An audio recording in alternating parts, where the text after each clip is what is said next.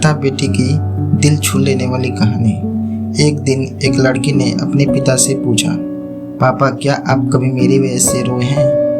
उसने ऐसा पूछने का कारण ये था, उसने कभी भी अपने पिता को रोते हुए नहीं देखा था।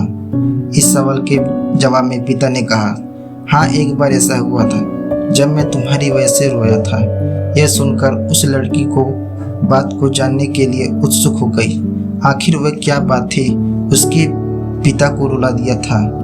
इस उत्सुकता को जानने के लिए पिता वह किस्सा सुनाने लगा। बात उस समय की है जब तुम 8 माह की थी। एक दिन मैंने तुम्हारे सामने 3 चीजें रखी, एक पेन, एक सिक्का और एक खिलौना। मैं जानना चाहता था कि तुम उन चीजों में क्या उठाओगे। उनमें पेन बुद्धिमत्ता का प्रतीक था, सिक्का धन और खिलौना मनोरंजन का प्रतीक था। मैं ये बस एक जिज्ञासा के कारण कर रहा था। मेरे लिए यह जानना बहुत रोचक था कि मेरी बेटी आगे चलकर सबसे अधिक मायने क्या रखेगा। मैं तुम्हारे सामने बैठकर बेसब्री से तुम्हारे अगले कदम का इंतजार कर था।